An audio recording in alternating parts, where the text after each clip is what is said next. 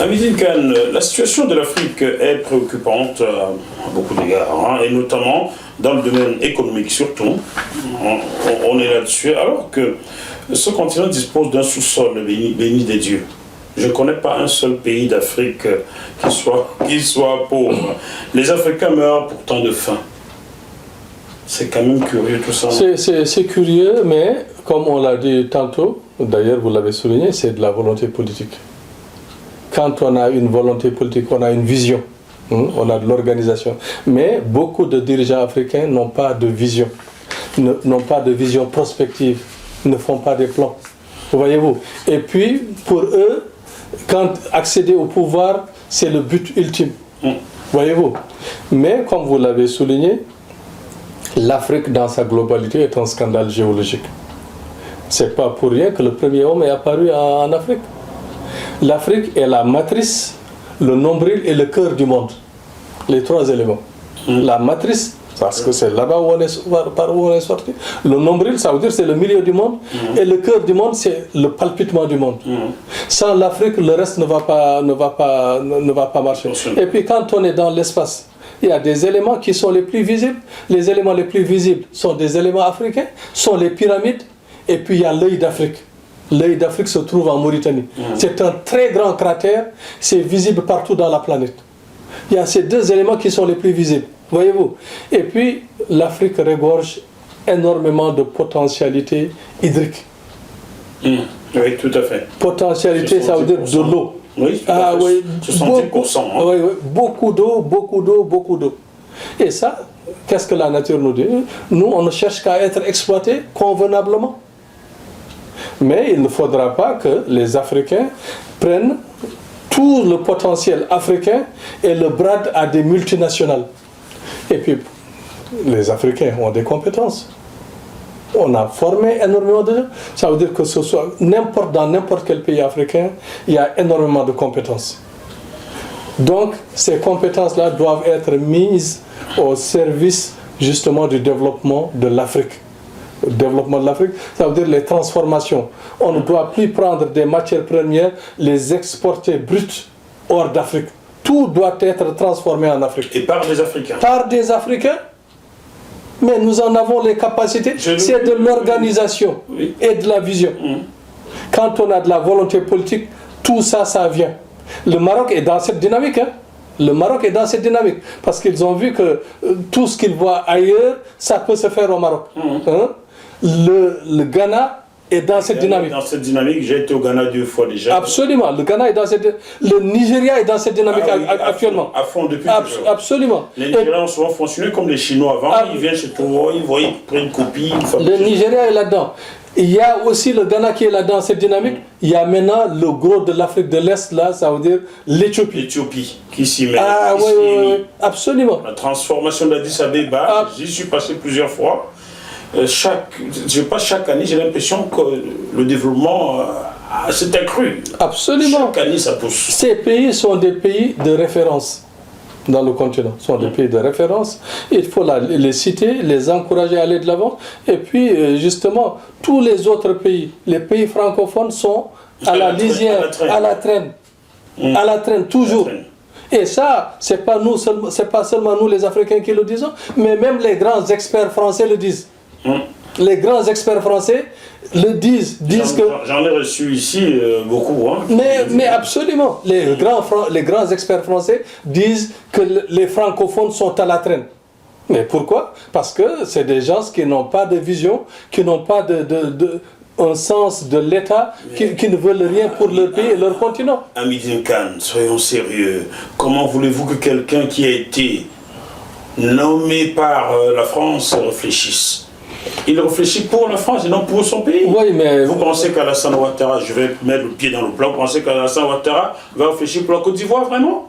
Voyez-vous, moi j'avais fait une intervention sur Africa 24, pour ne pas la citer, pour dire qu'Alassane Ouattara, justement, lorsque se posait le problème, justement, du troisième mandat, moi j'avais dit clairement que, étant donné que son bilan, disons-le, son bilan, par les experts internationaux, disent que c'est un bilan positif, économiquement. Admettons-le, Et puis, je crois pour qu'il sorte par la grande porte, il n'est pas nécessaire qu'il se représente pour un troisième mandat. Parce que ça peut mettre à feu et à sang son pays. Et ce serait dommage pour la Côte d'Ivoire d'en arriver là. Et ruiner son bilan. Mais voilà. C'est positif. Voilà, exact. Quand je vois le nombre d'Ivoiriens qui croupissent dans la misère, je me demande où est-ce que les espèces internationales viennent. Voilà, donc, mais il y a certaines réalisations qui ont été faites, voyez-vous. Et puis, bon, il y a maintenant des industries de transformation, par exemple pour le cacao et autres, qui se font sur place. Vous voyez, ça c'est à encourager. Moi, je me dis qu'il n'est pas encore trop tard, que c'est important qu'il réfléchisse parce que la prochaine fois qu'il y a une guerre civile en Côte d'Ivoire, ça va faire très mal. Pour l'Afrique, et pour toute l'Afrique. Parce que dans la zone de l'UMOA, c'est le pays le plus puissant. Et puis, moi, je ne veux pas qu'en Afrique, que les Africains parlent en tant que tribu, en tant que qu'ethnie ou autre. Parce que les langues africaines sont les premières langues nées dans le monde. Elles sont nées dans la nuit des temps. C'est les langues africaines qui sont à l'origine de beaucoup d'autres langues. Voyez-vous, hein? Les Africains, quand ils parlent, ils ne doivent pas parler de tribus, de religion. Ah non, non, non, non. Ils doivent parler en tant qu'Africain. Pas je suis musulman, je suis chrétien ou je suis animiste. Non, non, non, je suis africain, point tiré. Surtout beaucoup d'entre eux n'ont créé aucune de ces religions. Mais voilà, donc quand on parle, chacun peut avoir sa conscience religieuse et chacun doit en avoir. Parce que les religions, c'est nous qui sommes les premiers monothéistes sont des Africains. Parce que c'est Akhenaton qui est le premier à avoir dit que Dieu est unique. Donc c'est un Africain, voyez-vous. Donc si on parle de l'unicité de Dieu, nous on connaît déjà. On connaît déjà, mais quand les Africains parlent entre eux, il ne faudra pas se dire que je suis musulman, je suis chrétien. Non, on est Africain, on veut le développement du continent. Point tiré. Tout à fait. Et le développement des Africains, beaucoup d'intellectuels commencent à appeler de leur vœu un panafricanisme sans lequel le continent ne se développerait jamais. Est-ce que vous les suivez dans... Moi, de toute façon, je milite dans le panafricanisme depuis la fin des années 80. Donc, avec beaucoup d'autres qui sont d'ailleurs au Nigeria, ou bien en Jamaïque, ou bien maintenant ici en Angleterre, au Canada, et ici en Europe occidentale, continentale. Je suis partant pour ce fait. Parce que, en tout cas, l'Afrique, tant qu'elle ne s'unira pas, on ne pourra pas aller. Et puis, on sera toujours là à être attaqué. Parce que l'Afrique est regardée de près et de loin par tous. La preuve aujourd'hui, on voit les armées de toutes les grandes puissances qui viennent s'installer en Afrique. Y a-t-il une guerre en Afrique? Qu'est-ce que vous allez faire, mon Dieu? Qu'est-ce que l'armée américaine fait ici, là? Qu'est-ce que l'armée française fait là? Qu'est-ce que l'armée chinoise qui commence à s'implanter? Même l'armée indienne commence à s'implanter. Qu'est-ce que vous voulez faire en Afrique, mon Dieu? Donc, justement, c'est aux Africains de dire non, on ne veut pas de base militaire. Ça, vous voyez-vous, c'est simple. Ce que j'admire dans mon pays, c'est un petit pays par la population. Mais peut-être ce que le désert, le Sahara nous a façonné. Nous, les Mauritaniens, on peut dire merde à n'importe quel pays. On peut couper les relations du jour au lendemain avec n'importe quel pays. Vous l'avez fait à la France facilement dans les années 70. C'était osé, hein? Mais avec Israël, et puis avec d'autres, on envoie paître les Turcs, ou bien des pays arabes. Voyez-vous, ça, la Mauritanie, il faudra reconnaître à la Mauritanie justement cette force. Et puis tous les pays africains peuvent faire la même chose. Faire la même chose, dire qu'on n'a pas besoin de base, on n'a pas besoin de vous ici, en Afrique. On veut un continent apaisé, un continent pacifique. Pensez-vous que le Mali arrive à cela, car l'armée française y est installée maintenant avec des... on va dire... Oui, mais je crois que le problème malien a été mal pris après le coup d'État qui a renversé Amadou Toumani Touré ATT. Oui. Parce que, voyez-vous, le Mali, je crois que le nord du Mali a toujours été délaissé. Il ne faut jamais délaisser une partie de son territoire au détriment d'un autre. Quand on fait un développement, il faudra que ce soit homogène. Homogène, en effet. Dans toutes les régions. Toutes les régions, il faudra que ce soit homogène. Quand on privilégie une région au détriment de l'autre, il faudra savoir que tôt ou tard, il y aura des frustrations et puis il y aura des rébellions. Ça, il faudra. Moi, je l'ai souligné aux Maliens lorsque justement le problème s'est posé. J'ai dit que c'est un développement inégal. Parce que le nord du Mali, il n'y a presque rien du tout. Il n'y a même presque pas d'école. Vous voyez? Alors, ce sont des Maliens à part entière. Les Touaregs, ils se réclament maliens. Ils n'ont jamais dit. L'écrasant, 90% ou 95% des Touaregs se disent qu'ils veulent rester maliens. Le petit Azawad dont on parle là, ça veut dire les membres de l'Azawad, sont une infime partie, une minorité chez les Touaregs. L'écrasante majorité des Touaregs veulent rester maliens. Et puis, personne ne va accepter la division du Mali. Personne ne va accepter. Ce serait la porte ouverte à beaucoup d'autres divisions. Mais aucun État ne va accepter cela. Aucun État africain ne va accepter cela parce qu'après c'est fini. Hein. C'est la boîte de Pandore qui saute. Voyez-vous. Donc ça a été mal fait. Il faudra que les gouvernements qui vont s'installer essaient de parler de cela à bâton rompu.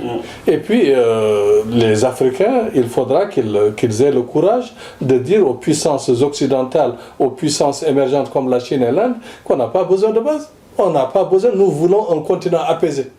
Un continent apaisé où il n'y aura même pas d'armes atomiques. Je veux en venir au problème justement de certains pays comme le Ghana, comme le Kenya, comme l'Algérie, comme l'Égypte, qui veulent justement avoir des centrales nucléaires. Les centrales nucléaires, l'Occident cherche à s'en débarrasser. Ce n'est pas le moment pour l'Afrique justement de s'engager dans cette voie. Dieu nous a donné énormément de possibilités. L'énergie solaire est là. L'énergie solaire, en effet. L'énergie solaire est là. C'est ça qu'on doit exploiter. Mais pas autre chose. Je vous explique que j'étais au Sénégal donc faire un reportage sur la société Ilemel. Ilemel donc installe dans les zones rurales de l'électricité à partir des panneaux solaires et tout. Je vous exhorte à regarder ce reportage d'Ilemel. Vincent Konjok, c'est le nom du patron d'Ilemel, il est originaire du Cameroun, mais travaille au Sénégal et dans la sous-région ouest-africaine. Franchement, vous pouvez brancher une lampe chez vous comme si vous chargiez votre téléphone et avoir de l'énergie. Pourquoi ne pas regarder ce genre de choses et l'implémenter partout en Afrique? Et c'est facile. C'est facile. Ça veut dire qu'il n'y a pas de volonté politique, c'est tout. Les Africains ne sont pas visionnaires, n'ont pas de volonté politique. L'Afrique est baignée par le soleil. Celui qui est visionnaire est malmené. Mais oui, mais la jeunesse africaine, la force justement est en train d'émerger. Justement, c'est ça justement qui va faire la différence. Les Africains sont conscients de leur potentialité, de leur capacité. Et puis ils veulent s'en sortir. Parce qu'on n'a pas besoin que là où nous allons, qu'on soit indexé. Parce que là où nous passons, nous sommes indexés. Vous êtes mal nourris, vous êtes des pauvres, vous êtes des immigrants, vous êtes non instruits, vous êtes noirs, vous êtes africains, vous êtes des immigrants, vous êtes ceci, vous êtes cela.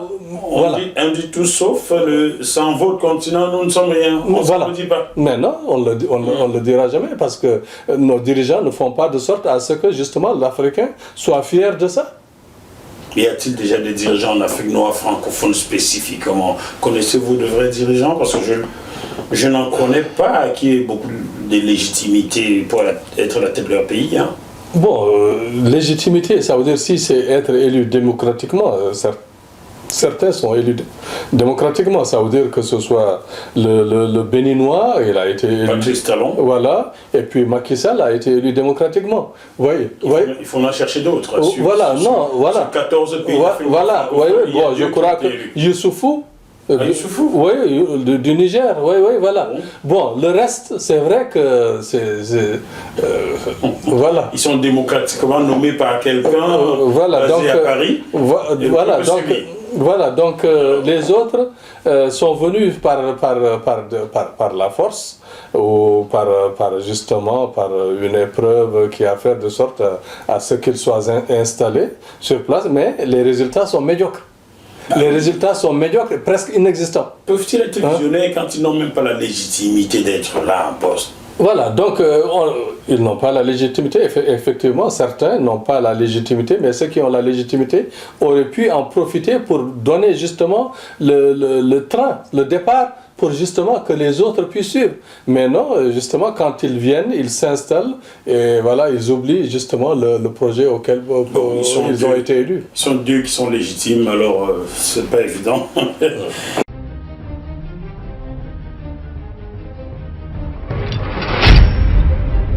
Vous êtes sur JM TV+. Chers téléspectateurs, vous êtes toujours sur JM TV+. Nous recevons aujourd'hui dans le bœuf politique M. Hamidine Kane qui nous parle de la Mauritanie, son pays de naissance, mais aussi de l'Afrique noire francophone en général. Nous allons maintenant attaquer le volet économique de cet entretien, Hamidine Kane. Les Africains sont dits très endettés. Je précise bien dits très endettés, car pour moi, aucun pays d'Afrique noire francophone n'est endetté. Vous comprenez? Les devises sont consignées quelque part. Cet argent est placé sur les marchés, les dividendes que cela rapporte, on les reverse pour les pays africains. C'est ça qu'on leur prête et on les endette encore plus. C'est un mécanisme machiavélique. Donc pour moi, les pays d'Afrique noire francophone ne le sont pas. Donc, les pays d'Afrique sont dits endettés, et nous le savons tous. Nous savons aussi que certains de leurs dettes proviennent des aides très toxiques ou des prêts toxiques. Aujourd'hui, le président ghanéen refuse ce genre de prêts ou d'emprunts. Pensez-vous que les autres pays d'Afrique seraient mieux inspirés d'en faire autant? Absolument. Bon, de toute façon, moi, j'admire et je respecte le président ghanéen. Parce que c'est un président, bon, c'est Jerry Lawrence qui est à l'origine justement de cette ouverture et puis de cette vision qu'a maintenant le Ghana. Le Ghana est sur la bonne marche, la bonne dynamique. Parce que c'est un pays qui s'est détaché justement de certains complexes. Et puis ils ont des cadres réputés et qui sont patriotes. Voyez-vous, quand on est entouré, parce qu'un président aussi, il faudra qu'il soit bien entouré. Si vous êtes entouré de cadres réellement capables, et puis de gens qui sont au service de l'État, au service de la nation, au service du peuple, les choses deviennent beaucoup plus claires, beaucoup plus limpides.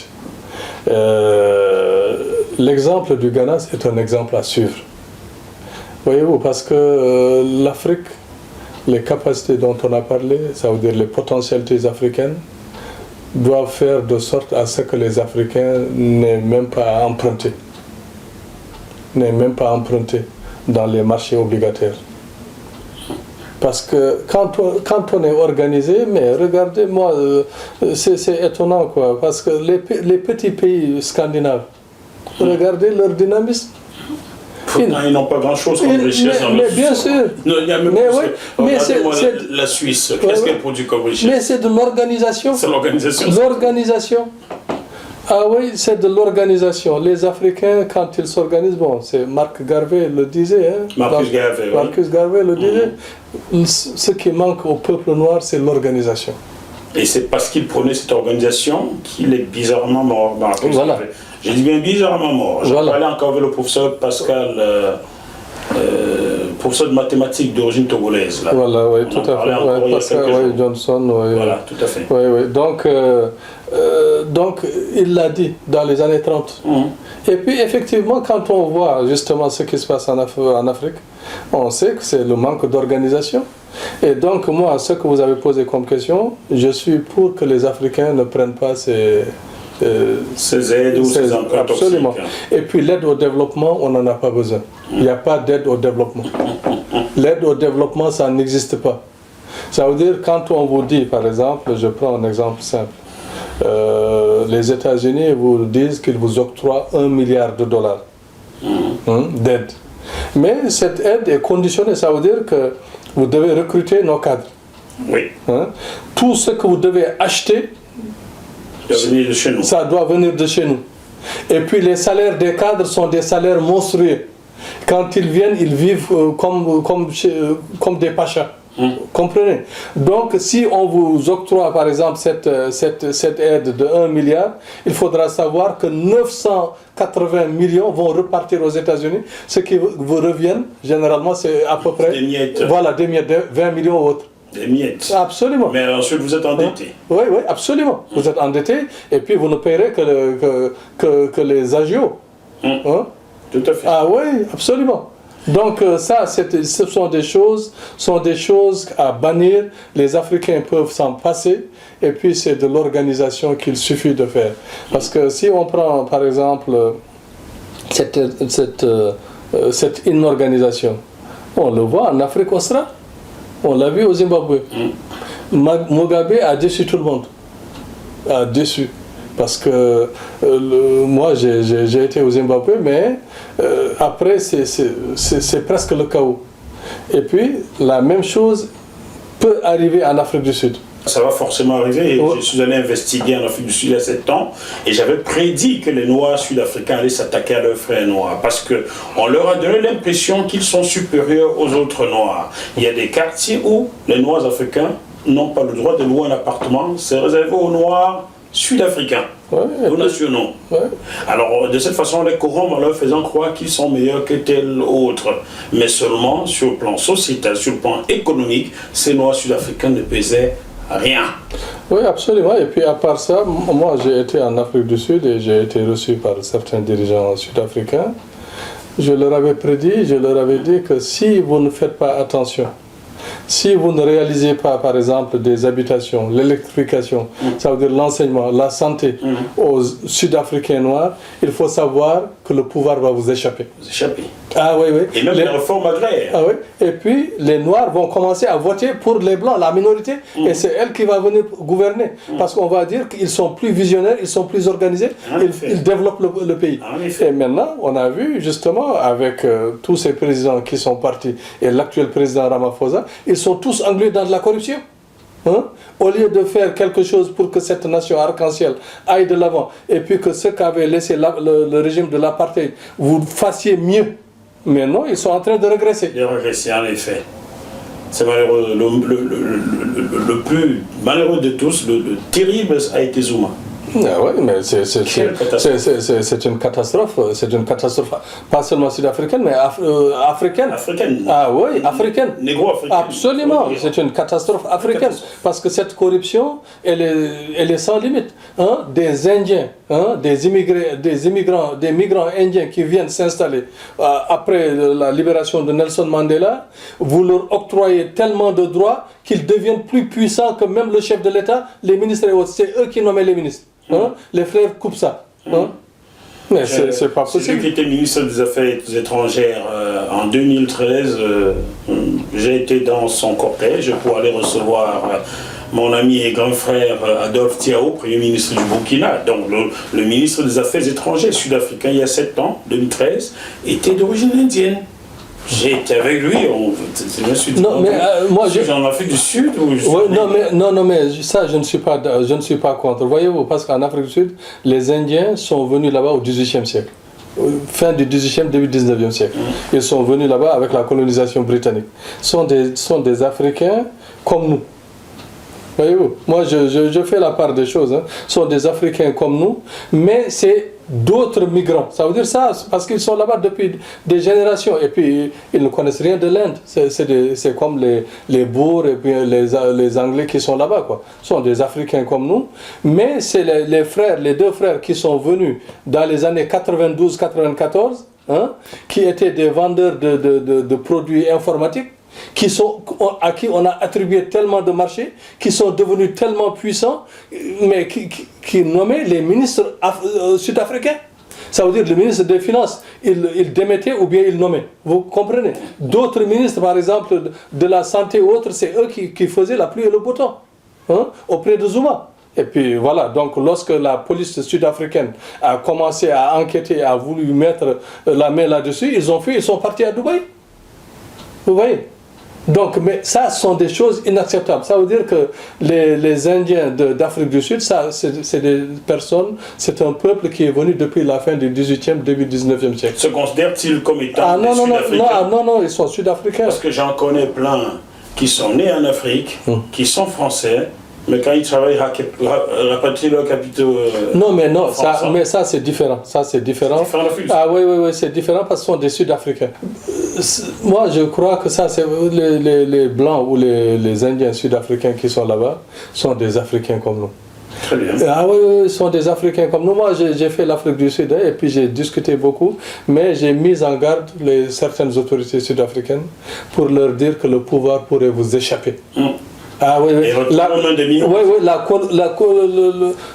ça veut dire la couleur de la peau là, ça ne compte pas quand. Ça ne compte pas. Non, ça ne compte pas. Hein. La couleur de la peau, ça ne compte pas pour prendre le pouvoir. Il y a beaucoup de minorités qui prennent le pouvoir au détriment des majorités. Ah oui. Et puis ça, étant donné que le programme qu'avait adopté l'ANC avec Nelson Mandela à sa tête n'est pas encore réalisé, c'est la corruption qui sévit.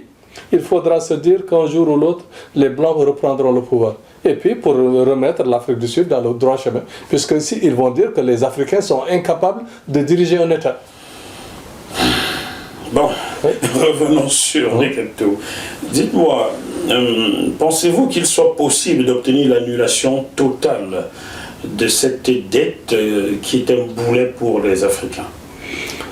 Annulation totale, si les États le veulent, ils peuvent. Mais les États ne voudront jamais annuler totalement l'intégralité des dettes. Les États lesquels? Les États qui sont créanciers. La France, par exemple, on pourrait lui dire, écoutez, c'est vous qui gardez nos devises depuis des années, vous avez fait du business avec, vous avez gagné assez d'argent, maintenant vous effacez l'ardoise, non? Non, mais ça ne se passe pas comme ça. Les négociations, ça ne se passe pas comme ça. Et à part ça, bon, vous savez, quand vous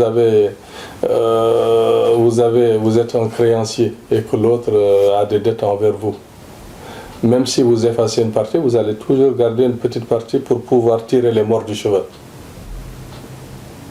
Comprenez? Ah oui, vous allez toujours garder une partie pour avoir une pression sur l'État. Ça veut dire que les pays africains ne seront jamais libres? La liberté peut s'acquérir, ça veut dire, vous voyez, ça veut dire avec tout ce qu'on a comme potentiel minier, potentiel hydrique, potentiel agricole, les dettes peuvent être effacées sans qu'on demande, peuvent être payées sans qu'on demande l'effacement total.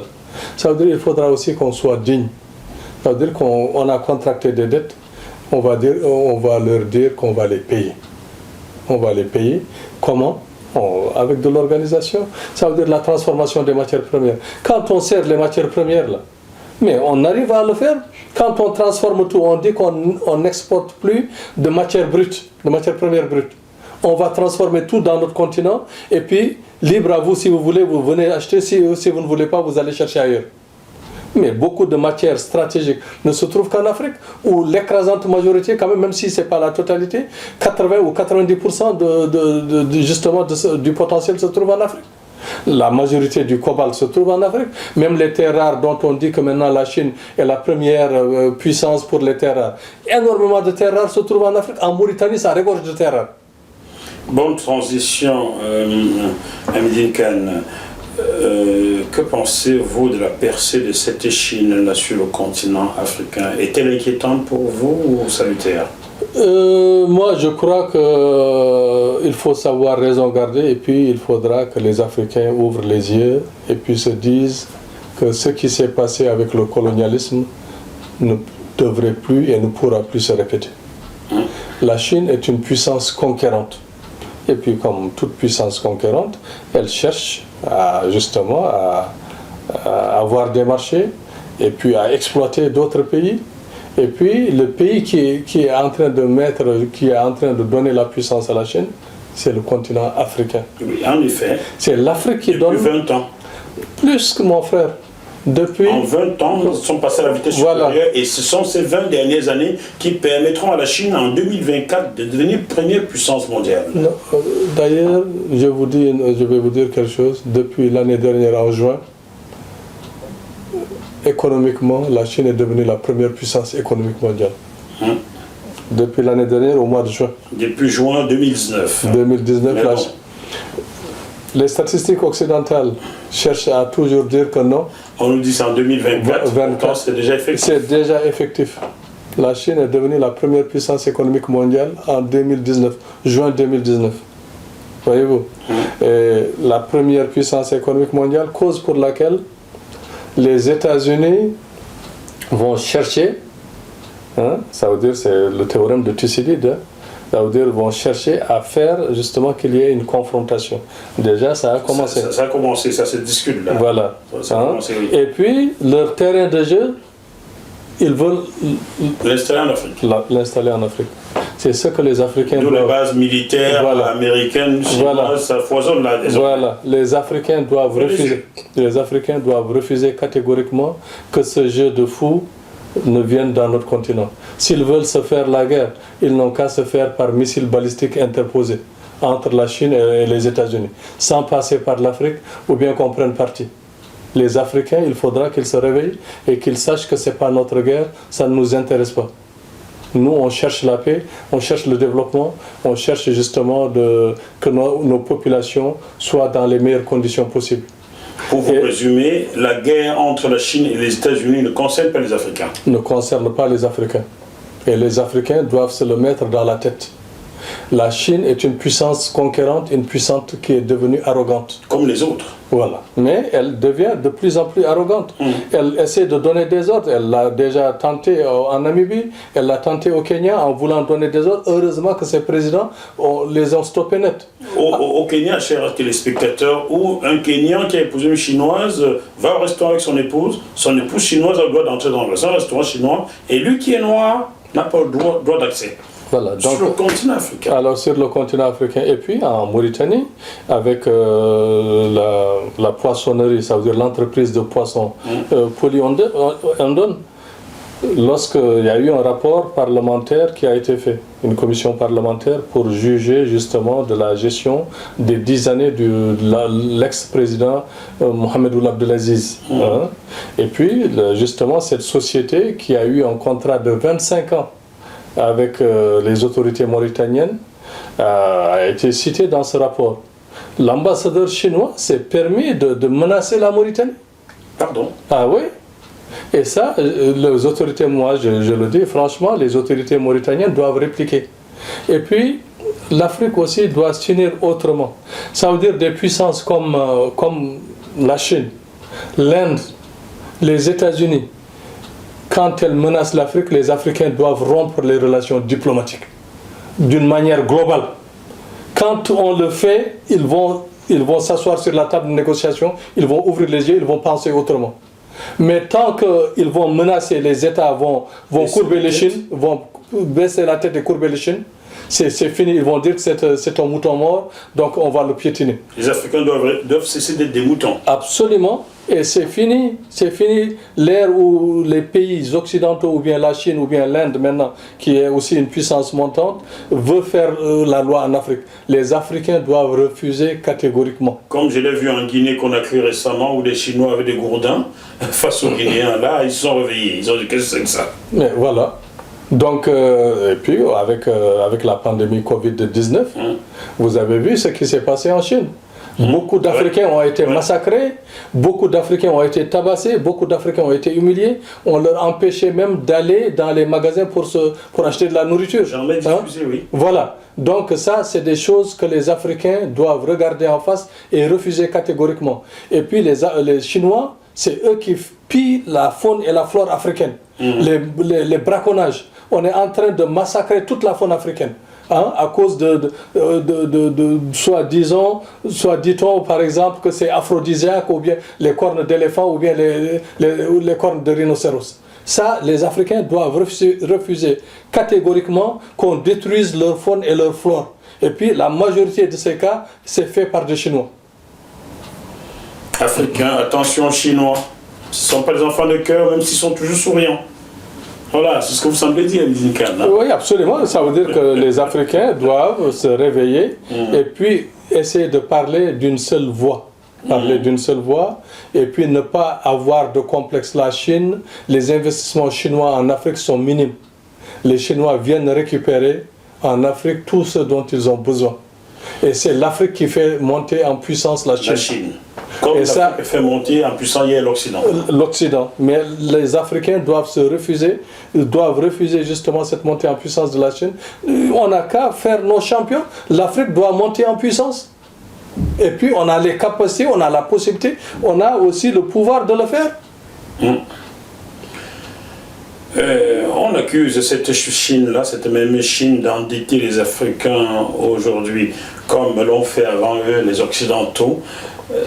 Pensez-vous qu'ils ont aussi quelque part l'idée d'enchaîner les Africains comme étant des esclaves modernes, comme l'ont fait les Occidentaux? On va épargner personne. Bien sûr, quand on emprunte chez quelqu'un, quand tu ne peux pas payer, après tu es soumis à son diktat. Ah ouais. Et puis il faudra diversifier. Des partenaires? Des partenaires. Moi, je dis à beaucoup d'Africains, des dirigeants africains, ne vous fiez pas seulement à la Chine. Il y a la Corée qui est là, qui cherche. Il y a le Japon, qui est un partenaire stratégique et qui est mieux. Le Japon, absolument, qui cherche à renouer avec eux, parce que le Japon avait beaucoup investi dans les années 80-90 en Afrique. Mais maintenant, elle est supplantée par la Chine. Oui. Elle cherche à revenir, mais elle ne sait pas par quel bout commencer. Par quel bout commencer? Venez voir Amizine Khan. Voilà, donc il faudra diversifier. Le Japon est là, la Corée est là, ils ont les mêmes technologies ou bien des technologies beaucoup plus avancées que la Chine. C'est vrai que la Chine avance à grands pas dans le domaine technologique. Mais il faudra se dire que ces pays sont des pays fiables et qui ont le savoir-faire et qui sont beaucoup plus discrets et moins arrogants. Et puis à part ça, l'Afrique aussi, quand elle pense développement, il faudra aussi qu'elle pense aussi à l'au-delà, ça veut dire au-dessus, dans le cosmos. Les Africains doivent s'organiser parce qu'on ne doit pas rester seulement les pieds à terre. On a toujours gardé les pieds à terre, mais il faudra lever la tête vers les étoiles. Les Africains ont besoin de lever la tête vers les étoiles, comme tous les autres peuples. Nous en avons la capacité, nous avons des ingénieurs de talent, nous avons des informaticiens, nous avons des savants qui ont fait la NASA ou autre, et puis nous avons des pays qui peuvent nous aider dans ça. L'Occident ne voudra pas que l'Afrique justement aille dans le ciel, dans l'espace tantôt. Mais nous pouvons avoir d'autres partenaires. La Russie est là comme partenaire, parce qu'elle, avec son savoir-faire, elle peut aider l'Afrique justement dans ce domaine. Ça, il ne faudra pas il faut négliger aucun partenaire. Absolument. La Russie, dans le domaine spatial, est un partenaire fiable. Et puis l'Afrique doit aussi penser à ça. Parce que l'espace, c'est vital. L'espace, c'est vital. Celui qui maîtrisera l'espace pourra dominer le reste du monde. Et les autres en sont conscients. Voilà pourquoi ils vont tout faire pour vous empêcher de maîtriser l'espace. Absolument. Amizine Khan, y a-t-il une question que vous auriez aimé que je vous pose et que je n'ai pas tilté dessus car je ne sais rien? J'apprends même de vous d'ailleurs. Non, mais ce que je voudrais dire, c'est que l'Afrique a tout pour réussir. L'Afrique est un vieux continent, la mère des continents, la matrice du monde. Voyez-vous? Et nous sommes au début et à la fin du développement. Parce que culturellement, nous sommes là. C'est nous qui sommes au début de l'humanité, parce que tout est parti de l'Afrique. Tout est parti de l'Afrique. Les premiers hommes sont partis de l'Afrique et qui sont partis après reprendre tous les autres continents. Et quand tout aura disparu dans le monde avec la technologie nouvelle, avec tout ce qui se fait dans la génétique, la référence sera africaine. Parce que là-bas, l'humanité va rester. Donc, il faudra que les Africains soient fiers de ce qu'ils sont et il faudra revaloriser la femme africaine. La femme africaine a toujours été lésée. La femme africaine a toujours été laissée de côté, alors que c'est elle la femme nourricière, c'est elle qui est à l'origine de tout, c'est elle qui est dans tous les combats. Le développement de l'Afrique ne pourra pas se faire sans nos femmes, sans nos mamans, sans nos épouses, sans nos tantes, sans nos filles. Et puis c'est eux le salut de l'Afrique. Il faudra qu'on les engage dans les combats les plus durs. Elles sont combattantes, elles sont battantes, elles sont là aux aguets et puis elles veulent le salut de l'Afrique. Donc nos mamans, nos sœurs, nos femmes, les femmes africaines doivent être là, présentes là où nous sommes, parce qu'elles sont beaucoup plus courageuses, elles sont beaucoup plus visionnaires, plus organisées, et c'est elles les nourricières de l'Afrique. C'est surtout elles qui donnent la vie, c'est pour cela qu'elles comprennent mieux que nous. Absolument. Très bien. Chers téléspectateurs, j'espère que ce programme vous a plu. Nous vous remercions, Hamidine Kane, pour votre première sur JMTV+. Et sachez que vous êtes éternellement le bienvenu ici. Il suffit de me passer un coup de fil. Je vous prépare le plateau quand vous avez quelque chose à dire aux frères africains. Je vous remercie pour votre invitation et c'était un plaisir de partager les micros et partager globalement ce qu'on pense pour notre continent qu'on aime tant et qu'on voudrait voir se développer rapidement. Très bien. Chers téléspectateurs, on se retrouve sur ce même plateau dans quelques jours avec un autre invité. D'ici là, portez-vous bien. À bientôt.